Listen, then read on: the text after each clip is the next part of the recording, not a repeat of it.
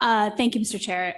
There is no more meticulous standard to meet than an award that's given by people who live their lives in spreadsheets, having to account for every nickel. This award is neither earned nor given lightly once, never mind 10 times in a row.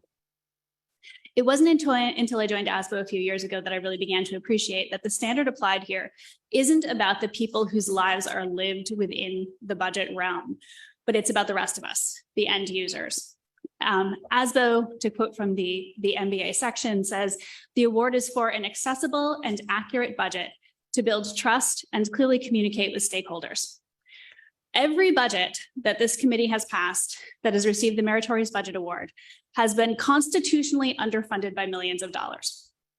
We have passed budgets with negative inflation rates, with phased in and out federal supplemental funds, with layoffs, and with growths and additions. In every one of those budgets, I have been confident, whether I was on this committee at the time or not, that I knew where the budgets were coming from and where they were going because of the clarity in the budget presentation. And last week, during a meeting, I pulled out my phone when I was asked a question.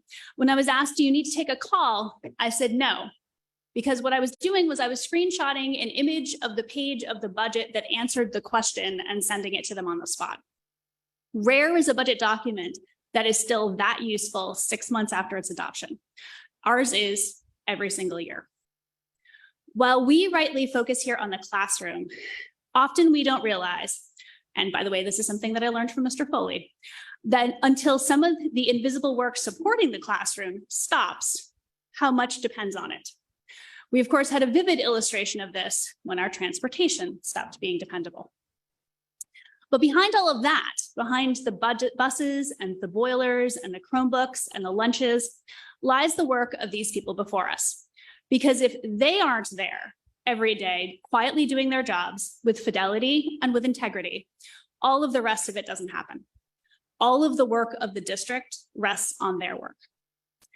I do want to mention two people in particular. The first is Sarah Consalvo, our budget director. Most of us, I hope, know not only that she is excellent at her job, but I want to note that she brings to her administrative responsibilities the enthusiasm and the energy of a good coach. As the ultimate extension of that, Ms. Consalvo wrote a piece for School Business Affairs, the monthly magazine for school business officers, in November entitled Our District's Journey to the MBA, urging others to work on getting their district budgets to Meritorious Budget Award status. In the piece, which has a surprising number of exclamation points given the topic, Ms. Consalvo writes, I would be remiss not to acknowledge the hours dedicated to this endeavor. However, I truly believe that the effort required to build each year's budget book results in a better connection with the community, creates greater efficiencies within the financial division, and provides a substantial return on our investment. I couldn't agree more. We also need to acknowledge Mr. Allen, even if he refuses to stand up, whose idea this was in the first place. As I've said before, the standard of excellence that he holds for others is only outstripped by the standard he holds for himself. And I have learned in my current professional capacity that his name, and by virtue of that of the Worcester Public Schools financial management, is a watchword for exemplary work across the state. I'm only glad to finally have local leadership that appreciates that and him. Thank you for the work that you've done to get us here, and may we please have many more.